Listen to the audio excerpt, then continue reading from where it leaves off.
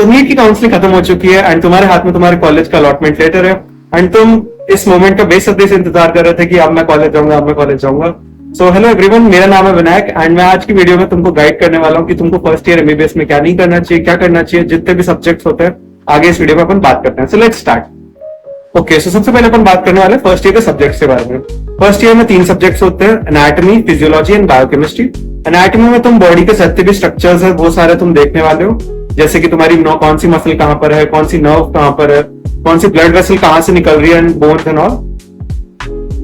Okay, सो anatomy में भी 3 चीजें होती है। पहली होगी ग्रॉस एनाटॉमी, जिसमें मैंने तुमको बताया कि अभी कौन सी मसल कहां होती है, कौन सी बोन कहां पे होती है। दूसरी हो गई तुम्हारी एम्ब्रियोलॉजी, कि तुम अपने जितनी भी डेवलपमेंटल हिस्ट्री है या फिर डेवलपमेंट के जो स्टेजेस है बॉडी के, टिश्यूज के, ऑर्गन्स के, वो तुम पढ़ने वाले हो। तो हिस्टोलॉजी में अपन क्या करते हैं ना कि अपने को एक टिश्यू होता है, उसकी स्टेनिंग करी जाती है, ये सारा काम वैसे कॉलेज का होता है। एंड उसके बाद तुम उसको माइक्रोस्कोप के अंदर ऑब्जर्व करते हो, उसके जितने भी फीचर होते हैं सेल के, ब्लड वेसल जो भी उसमें होता है, तो वो तुम ऑब्जर्व करते हो। ये तो हो गई एनाटॉमी की बात। इसकी बुक्स की अगर अपन बात करें तो इसमें स्टैंडर्ड बुक तो इज ग्रेज एनाटॉमी, तुमको पता ही होगा, बहुत जानी मानी किताब है। एंड वैसे तुम्हारे कॉलेज में जनरली बीडी चौरसिया ही पढ़ी जाएगी, तो ये हो गई बीडी चौरसिया एक किताब and Gray's anatomy reference book. And चाहो तो तुम विश्राम सिंह को भी रेफर कर सकते हो, वो भी एक अच्छी किताब है। एंड इसके बाद अगर तुमको एम्ब्रियोलॉजी और हिस्टो की बुक्स की बात करें तो उसमें आईबी सिंह की बुक्स भी काफी अच्छी होती है, तो तुम उसको भी रेफर कर सकते हो। फिर आता है दूसरा subject, that is physiology. Physiology में तुम जितने भी बॉडी के फंक्शंस है तुम वो सब पढ़ोगे, जैसे कि अगर थायराइड हार्मोन है तो उसका रिलीज कैसे होगा एंड ग्रोथ हार्मोन का रिलीज कैसे होगा। जैसे तुमने 12th में मतलब 11th में पढ़ा था ना अपने फिजियोलॉजी को, वैसे ही तुम इसको ब्रॉडर एस्पेक्ट में पढ़ोगे। सो इसकी रेफरेंस बुक जो होती है वो होती है गाइटन एंड हॉल, तुम देखा होगा मोटी सी किताब होती है, तो वो हो गई इसकी रेफरेंस बुक। एंड एके जैन भी पढ़ते हैं लोग एंड सेम्बुलिंगम भी पढ़ते हैं लोग। So the best is obviously तुमको गाइडन है, पर वो बहुत मोटी किताब है, तो लोग एकेजन भी पढ़ते हैं। एंड सिम्बलिज्म तुम्हारी एग्जाम पॉइंट ऑफ व्यू से काफी अच्छी ओरिएंटेड बुक है, तुम वो भी देख सकते हो एग्जाम पॉइंट ऑफ व्यू से। जो थर्ड सब्जेक्ट आता है अपना वो है बायोकेमिस्ट्री। इसमें आप अपनी बॉडी की जितनी भी बायोकेमिकल रिएक्शंस हो गई वो सारी चीजें पढ़ोगे, ग्लाइकोलिसिस पढ़ोगे आप इसमें, और क्रेब्स साइकिल्स पढ़ोगे, मेटाबॉलिज्म पढ़ोगे जितने भी होते हैं कार्बोहाइड्रेट्स, फैट्स के, तो बायोकेमिस्ट्री में ये हो गया। एंड इसमें रेफरेंस बुक जो आती है वो आती है लिपिनकॉट, एक हाथ पर आती है, ये तो हो गई रेफरेंस बुक। और आपके जो कॉलेज में पढ़ाई जाएंगी वो 2 ही बुक्स हैं, या तो सत्यनारायण या फिर वासुदेवन, दोनों बुक्स काफी अच्छी हैं, आप कोई भी देख सकते हैं। सो ये तो अपन ने बात कर लिया अबाउट सब्जेक्ट। नेक्स्ट अपन आते हैं कि आपका डेली शेड्यूल क्या रहेगा। सो कुछ कॉलेजेस में 8 से 4 होता है, कुछ कॉलेजेस में 9 to 5 होता है, 9 to 5। तो या 8 से 4 में अगर आप देखो तो आपका फर्स्ट हाफ जो होता है उसमें 8 से लेके 12 बजे तक आपको एक पूरा सेशन होगा कंटिन्यूस। उसके बाद आपको 12 से 1 का ब्रेक मिलेगा एंड 1 से लेके 4 बजे तक आपकी फिर से क्लासेस रहेंगी। जनरली लोग क्या करते हैं ना कि फर्स्ट हाफ तो कॉलेज का अटेंड कर लेते हैं लेकिन दूसरा हाफ नहीं करते अटेंड, लेकिन ऐसा नहीं करना तुमको पूरा एकदम अच्छे से अपना कॉलेज को अटेंड करना है। अटेंडेंस के बारे में बात करते हैं नेक्स्ट पॉइंट में। एंड तुमको मैं बताऊं तो फर्स्ट क्लास जो होगी वो तुम्हारी थ्योरी क्लास होगी, सेकंड क्लास में तुम्हारी थ्योरी क्लास होगी, दोनों डिफरेंट सब्जेक्ट होंगे। जैसे फर्स्ट तुम्हारी एनाटॉमी हो गई या फिर दूसरी बायोकेमिस्ट्री हो गई, ऐसे होगा। एंड जो आपका 10 से 12 का टाइम है उसमें आपका डिसेक्शन हॉल हो सकता है या फिर आपकी जितनी भी प्रैक्टिकल क्लासेस होंगी वो होंगी।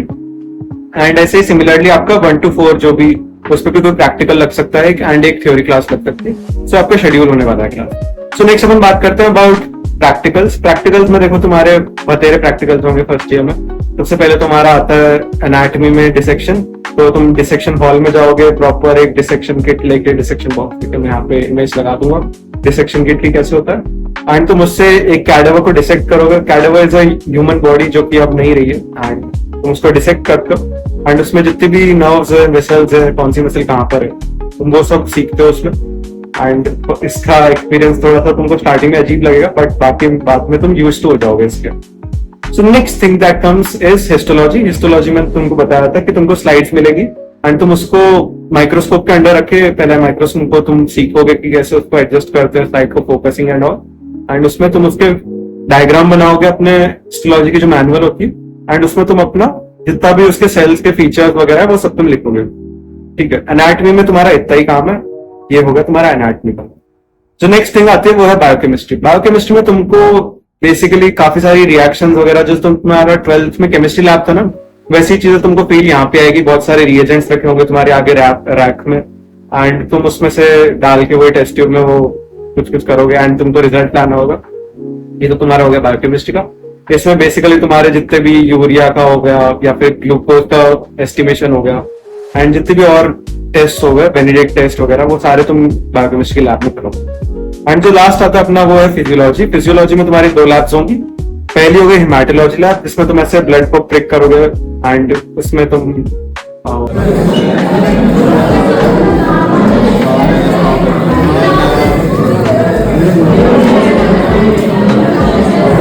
ब्लड को ऑब्जर्व करोगे, जितने भी तुम्हारी आरबीसीज हो गई या फिर तुम्हारी डब्ल्यूबीसीज हो गई, डीएलसी टीएलसी, सब तुम इसमें ही करोगे। ब्लड ग्रुप को भी मतलब अगर तुमको पता नहीं है तो तुमको उसमें प्रैक्टिकल भी आता है कि तुम्हारा ब्लड ग्रुप कौन सा है, तो वो भी तुम उसमें ही देखोगे। एंड ये हो गया हेमाटोलॉजी। दूसरा आता है अपना इसमें क्लिनिकल प्रैक्टिकल्स में तुम अपने बॉडी को, जैसे कोई पेशेंट आया तुम्हारे पास, तो तुम उसको फिजिकली तुम उसमें क्या देख पा रहे हो, उसके फीचर्स क्या क्या है, तुमको कोई स्वेलिंग कहीं पे दिख रही है या नहीं, या फिर तुमको उसको ऑस्कल्टेट करना, पाल्पेट करना उसको, वो सब तुमको सारी चीजें कॉलेज में बताएंगे उस प्रैक्टिकल में। एंड क्लिनिकल के प्रैक्टिकल्स थोड़े से ढंग से अटेंड कर लेना, क्योंकि कुछ लोगों को मतलब लिखने का वो नहीं होता क्लिनिकल के उसमें। तो मेक श्योर कि तुम अपने टीचर की सारी बातें ढंग से सुनो। एंड वैसे सारे प्रैक्टिकल्स बहुत इंपॉर्टेंट होते हैं। मेक श्योर कि तुम प्रैक्टिकल्स की क्लास को मिस ना ही करो। थ्योरी की कर दो तो वो भी चलेगा, but dissection and practicals you should definitely never miss out on them. तो नेक्स्ट चीज आती है अपने पास, वो है अटेंडेंस। मेडिकल कॉलेजेस में वैसे usually 75% of theory and 80% of practical mandatory है, बट अगर तुम्हारी अगर थोड़ी सी कम रह जाती है तो तुम्हारा डिपार्टमेंट के साथ थोड़ा सा एडजस्ट हो जाता है। बट कुछ कॉलेजेस बिल्कुल ही स्ट्रिक्ट होते हैं, वो तुमको बैठने तक नहीं देता है कि हम अपने फाइनल एग्जाम्स में कि तुम्हारी अटेंडेंस शॉर्ट है तो तुमको बिल्कुल भी नहीं बैठने दिया जाएगा।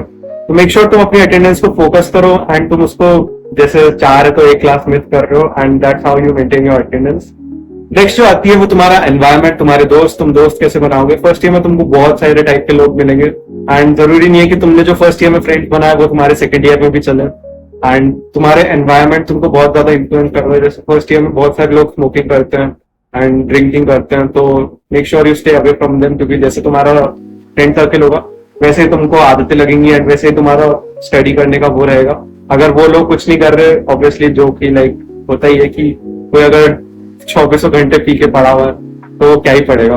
तो make sure you make healthy friends. And यहाँ पे बहुत सारे चीजें ऐसे भी होते हैं कि लोग अपना बस काम निकालते हैं, तो मेक श्योर कि तुम एक अच्छे मतलब हिट एंड ट्रायल से तुम अच्छे दोस्त बनाओ।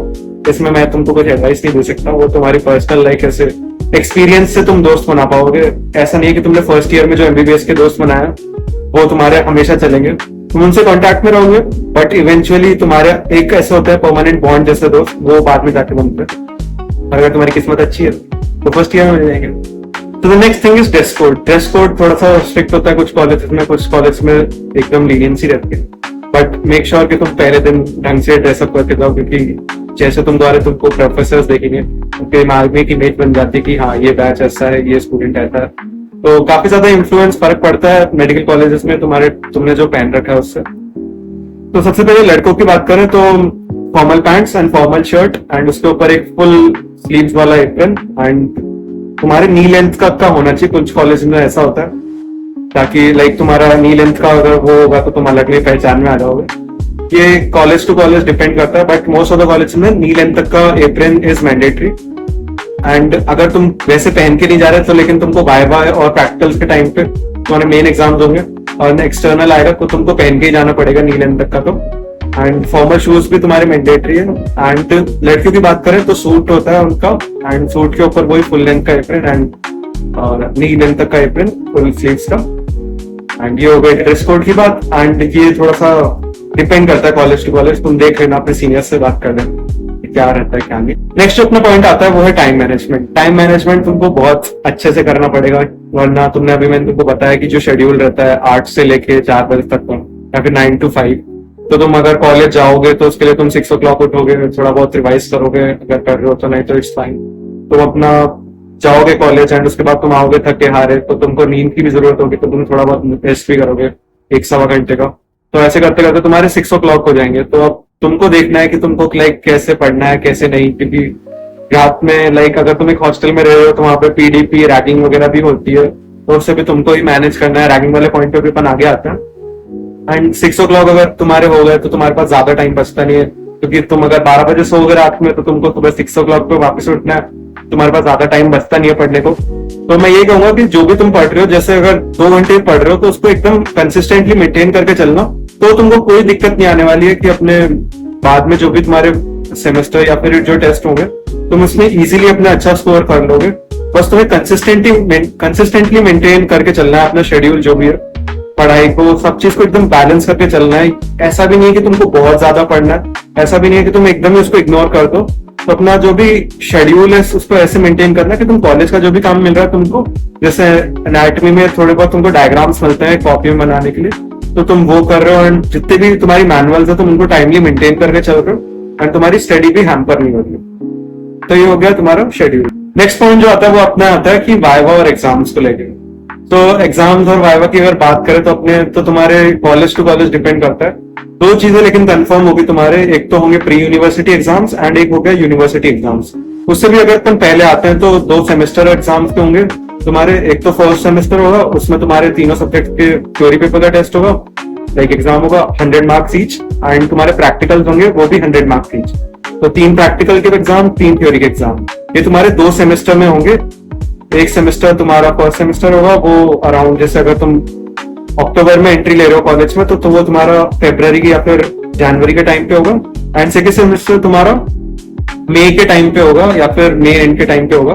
तो ये तो होगा तुम्हारे 2 सेमेस्टर के एग्जाम्स। एंड नेक्स्ट आता है तुम्हारा प्री यूनिवर्सिटी, कुछ लोग इनको लाइक पीयूसी के नाम से भी जाने जाते हैं एग्जाम्स, एंड अभी हमारे वही चल रहे हैं करेंटली।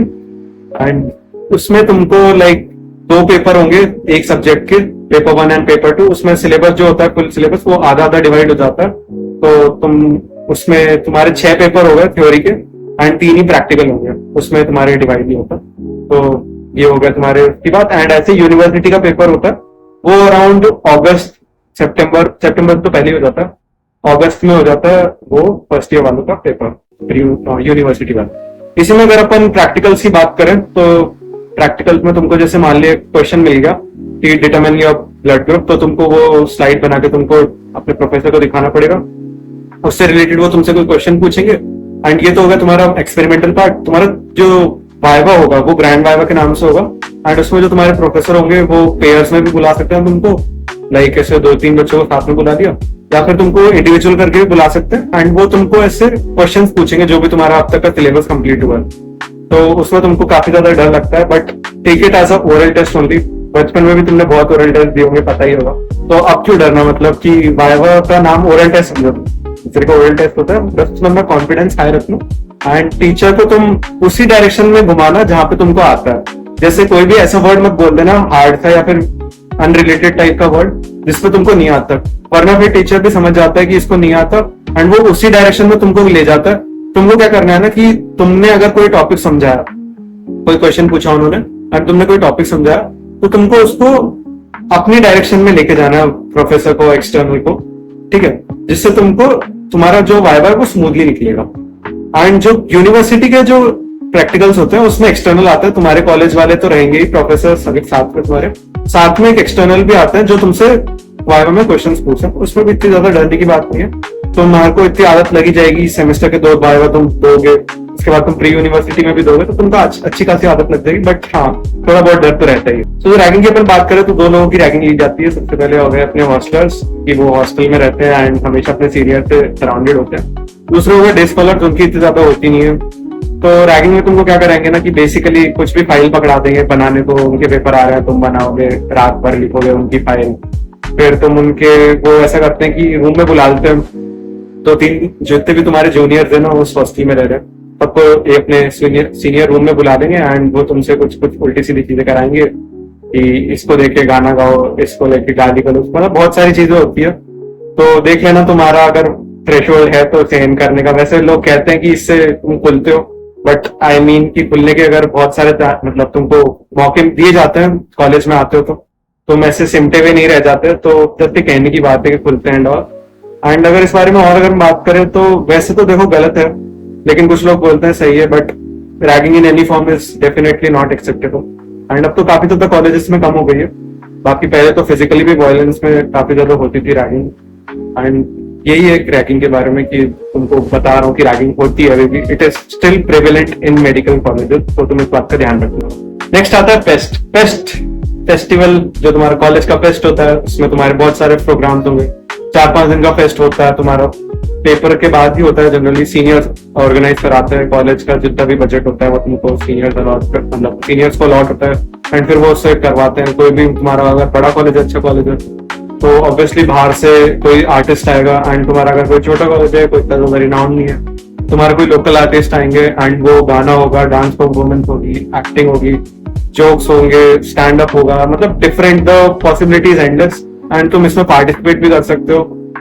मतलब वही है कि सीनियर्स ऑर्गेनाइज करा रहे हैं तो तुमको अच्छी खासी बना के रखनी पड़ेगी उनसे, कि मतलब एकदम ही उनके काम डिनाई भी नहीं कर सकते अगर ऐसे कर रहे हो तुम। तो ये हो गया तुम्हारा टेस्ट का। एंड अगर सीनियर्स की बात करते हैं अपन, तो सीनियर्स तुमको बेसिकली 2-3 चीजें बताते हैं। मैं बताऊंगा तुमको क्या होता है ना, कि सीनियर्स जो होते हैं वो तुमको अबाउट कॉलेज और इन सब के बारे में गाइड करते हैं कि तुम्हारे ये क्वेश्चन इंपॉर्टेंट है, ये पूरी किताब, जैसे अगर मोटी मोटी किताबें होती हैं एमबीबीएस, तुमको पता ही होगा, तुम सारी किताबें नहीं पढ़ सकते एमबीबीएस के लिए। एंड उसमें तुमको फर्स्ट ईयर में जो भी इंपॉर्टेंट क्वेश्चंस है जो आ रखे हैं, जो भी प्रीवियस ईयर के पेपर्स हैं जो कॉलेज के हैं, जो उनके पास पड़े हैं, वो तुमको देते हैं। एंड वो जो अपनी बुक्स हो गई, जैसे जो हर किताब खरीदने की नहीं होती ना, जैसे डिसेक्शन की बुक हो गई, तो वो तुम खरीद के क्या ही कर लोगे, वो तुमको सीनियर्स ही दे देंगे। तो ऐसे 2-3 चीजें होती हैं वो दे देते हैं। वो तुम्हारे ऊपर है कि मतलब तुम अगर अच्छे से रिलेशंस मेंटेन करना, मतलब बेसिकली तुमको डिप्लोमेटिक टाइप का रहना है कि तुम एकदम ही मना भी नहीं कर सकते। अगर तुम ऑब्वियसली किसी की चीज का यूज कर रहे हो तो तुम उसके पास उसका भी तो कोई काम करना चाहिए ना तुमको। मतलब ऐसा होता है, ये तुमको बेसिक पता ही होगा कि बिल्कुल ही मना नहीं कर सकते अगर तुम उससे कोई फेवर ले रहे हो तो। बाकी ये तो हो गए जितने भी तुमको मतलब वो पर्क्स हो गए। एंड डिसएडवांटेजेस तो कुछ भी नहीं है यार। ऐसे लोग कहते हैं कि एकदम ही आइसोलेट हो जाओगे, बट आई थिंक ऐसा नहीं है। आप अपनी खुद की स्किल्स, आप अपनी खुद की नॉलेज इंटेलेक्चुअल लेवल से जाने जाते हो कॉलेज में, रादर देन मेयरली कि आप एक सीनियर की सारी बातें मान रहे हो तो आपका वो आपको पास नहीं करा सकते ना। बेसिकली कहने का मतलब ये है मेरा कि आप पास अपनी खुद की नॉलेज से हो गए। सीनियर्स की आप एडवाइस ले लो, कितना ही कर लो, आपको कोई पास करा नहीं सकता ना। किसी की अप्रोच इतनी ज्यादा वो होती नहीं है कि मतलब आपको पास ही करा दे पूरा। वो आपको खुद के बलबूते पे आपको लाइक पास होना पड़ेगा। तो ये तो हो गया अपनी सीनियर्स की बात। सो लास्ट चीज आती है वो है अपनी की एक्स्ट्रा करिकुलर एक्टिविटीज में पार्टिसिपेट करना। तुमको जो अच्छा लगता है, जैसे तुम एक यूट्यूब चैनल स्टार्ट कर सकते हो मेरी तरह, या फिर तुम एक रिक्रिएशनल जितनी भी एक्टिविटीज हो गई, एक्स्ट्रा करिकुलर एक्टिविटीज हो गई, वो कर सकते हो। जैसे एक फ्रेंड के साथ जितने भी हो गए तुम लोग घूमने जा सकते हो, अपने सिटी को एक्सप्लोर कर सकते हो। नए नए आए हो कॉलेज में, नई सिटी होगी अगर तुम्हारे लिए तो तुम वो कर सकते हो। एंड साथ ही में एक्स्ट्रा करिकुलर एक्टिविटीज में जैसे कुछ एक हॉबी पकड़ लो तुम, कि जैसे मेरे को सिंगिंग आती है तो मैं सिंगिंग का अपना थोड़ा सा कॉलेज में स्किल को अपना बढ़ाऊंगा। एंड मेरे को डांसिंग आती है तो मैं वो करूंगा। तुमको क्विज में अच्छे हो, अगर तुम्हारा मतलब इंटेलेक्चुअल लेवल अच्छा है तो तुम इंटेलेक्चुअल चीजें में भी क्विज में अपना अच्छा परफॉर्म कर सकते हो, मेडल्स ला सकते हो। एंड बहुत सारी चीजें, द पॉसिबिलिटीज एंडलेस। तो सब कुछ तुम्हारे पोटेंशियल के ऊपर डिपेंड करता है। एंड अगर तुम एमबीबीएस में आओ तो मैं यही कहूंगा कि एक पढ़ाई को लेकर लिमिट मत कर लेना अपने आप को। बहुत 5 साल बहुत बड़ी चीज होती है एंड उसमें तुमको अपना सिर्फ एक पढ़ाई को लेके बाहर नहीं निकलना, तुमको एज अ ओवरऑल इंसान एक ओवरऑल पर्सनालिटी डेवलप करके बाहर निकलना है। तो आज की वीडियो में यही है। अगर आपको अच्छी लगी हो वीडियो तो do leave a like below and subscribe करके जाना मेरे चैनल को। ऐसी वीडियो मिलती रहेंगे आपको मेरे चैनल पे। सो अगली वीडियो मिलते हैं, तब तक के लिए बाय बाय।